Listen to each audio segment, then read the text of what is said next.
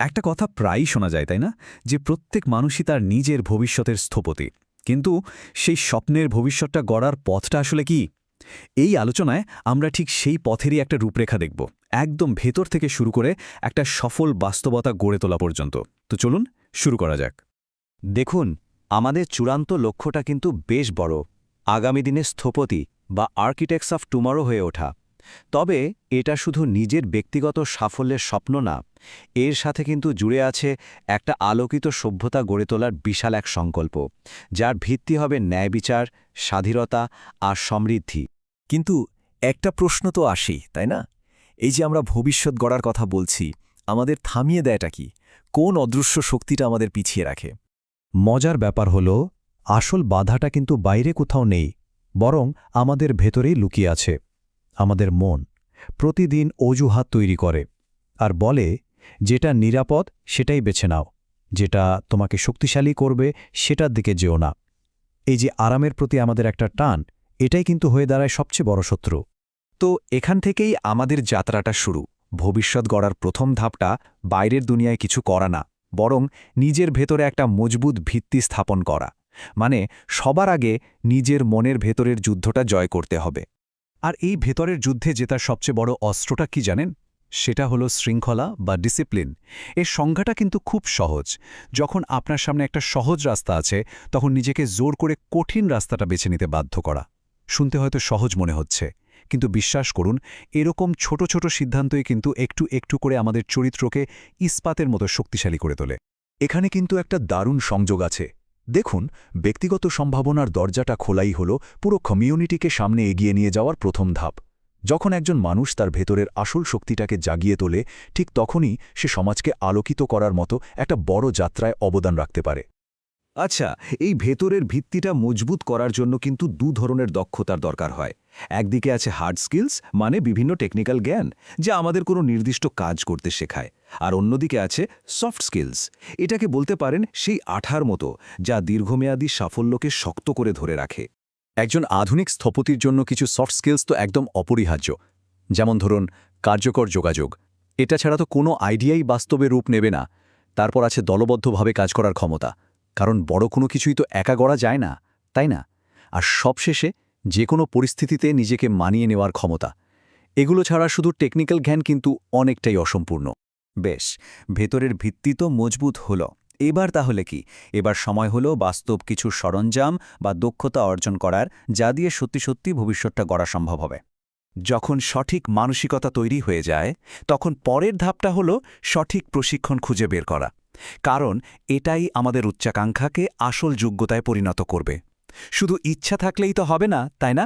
সেই ইচ্ছাকে বাস্তবে রূপ দেওয়ার জন্য দক্ষতা অর্জন করাটা জরুরি। এখন প্রশ্ন হল, দক্ষতা অর্জনের জন্য কোথায় যাওয়া যেতে পারে? দেখুন, বেশ কিছু অপশন আছে। যেমন কারিগরি প্রশিক্ষণের জন্য আছে বিটাক, আবার যারা উদ্যোক্তা হতে চান তাদের কৌশল শেখার জন্য আছে এসএমই ফাউন্ডেশন। ক্ষুদ্র ও কুটির শিল্পের জন্য রয়েছে বিসিক। এমনকি সামাজিক উন্নয়নে কাজ করতে চাইলে বিভিন্ন এনপিও কিন্তু সাহায্য করে। আসল কথা হল, নিজের প্রয়োজনটা বুঝে সঠিক পথটা বেছে নেওয়া। তবে একটা কথা কিন্তু মাথায় রাখতেই হবে, আসল দক্ষতা একদিনে আসে না। এটা আসে শেখার প্রতি একটা আজীবন অঙ্গীকার থেকে। এই যে দুনিয়াটা এত দ্রুত পাল্টাচ্ছে, এখানে নিজের জ্ঞান আর দক্ষতার টুলকিটটাকে সব সময় আপডেট না করলে কিন্তু এগোনো প্রায় অসম্ভব। তো ভেতরের শক্তি এলো, বাইরের দক্ষতাও অর্জন হলো। এরপর কি? এরপর দরকার একটা সুস্পষ্ট নীল নকশা বা ব্লুপ্রিন্ট, যেটা আমাদের সব ধারণাকে বাস্তবে রূপ দেবে। একজন উদ্যোক্তার যাত্রাপথটা কিন্তু সাধারণত একটা নির্দিষ্ট ক্রম মেনে চলে। ভাবুন তো, শুরুটা হয় নিজেকে আর নিজের দক্ষতাকে ভালো করে বোঝার মাধ্যমে। এরপর আসে বাজারকে চেনা, মার্কেট রিসার্চ করা। এই দুটোর উপর ভিত্তি করেই তৈরি হয় একটা নিখুঁত ব্যবসায়িক পরিকল্পনা। আর এই প্ল্যানটাই কিন্তু মূলধন সংগ্রহ থেকে শুরু করে পুরো কাজটা পরিচালনার পথ দেখিয়ে দেয়। একটা কথা মনে রাখবেন, যে কোনো বড় কাঠামো, সেটা বিল্ডিং হোক বা বিজনেস, তার শুরুটা হয় একটা পরিষ্কার আর সুনির্দিষ্ট লক্ষ্য দিয়ে। লক্ষ্যটা যত স্পষ্ট হবে, সেখানে পৌঁছানোর পথটাও কিন্তু ততটাই সহজ হয়ে যাবে। আর এই লক্ষ্যকে সুস্পষ্ট করার জন্য একটা পরীক্ষিত কাঠামো আছে, যেটাকে বলা হয় স্মার্ট গোল। এর মানে কি? এর মানে হলো, লক্ষ্যটা শুধু বড় হলেই হবে না, তাকে হতে হবে সুনির্দিষ্ট বা স্পেসিফিক, পরিমাপযোগ্য বা মেজারেবল, অর্জনযোগ্য বা অ্যাচিভেবল, প্রাসঙ্গিক বা রেলেভেন্ট এবং একটি নির্দিষ্ট সময়সীমার মধ্যে বা টাইম বাউন্ড। এই ফ্রেমওয়ার্কটা একটা অস্পষ্ট স্বপ্নকে চোখের সামনে একটা বাস্তবসম্মত পরিকল্পনায় পরিণত করে দেয়। আর এই লক্ষ্যের দিকে এগিয়ে যাওয়ার জন্য সবচেয়ে গুরুত্বপূর্ণ টুল কোনটা জানেন? সেটা হলো ব্যবসায়িক পরিকল্পনা বা বিজনেস প্ল্যান। এটাকে আপনি আপনার প্রকল্পের একটা রোড ম্যাপ বলতে পারেন, যা আপনার অপারেশন, মার্কেটিং আর ফিনান্সিয়াল স্ট্র্যাটেজি সবকিছুর একটা পরিষ্কার চিত্র তুলে ধরে। আচ্ছা, এতক্ষণ তো আমরা ব্যক্তিগত প্রস্তুতি নিয়ে কথা বললাম, কিন্তু সত্যিকারের বড় কিছু গড়তে হলে আরও একটা উপাদান লাগে, যা একদম অপরিহার্য। আর সেটা হলো কমিউনিটি বা সম্প্রদায়ের শক্তি।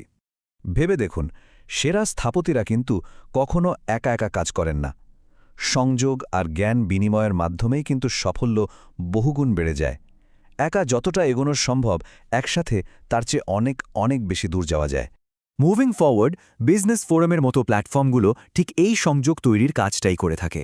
এর মূল উদ্দেশ্য কিন্তু শুধু পরিচয় করানো নয়, বরং অর্থপূর্ণ ব্যবসায়িক সম্পর্ক তৈরি করা, বিশেষজ্ঞদের কাছ থেকে আধুনিক কৌশল শেখা আর এমন একটা কমিউনিটি গড়ে তোলা যেখানে সদস্যরা একে অপরকে সামনে এগিয়ে যেতে সাহায্য করে।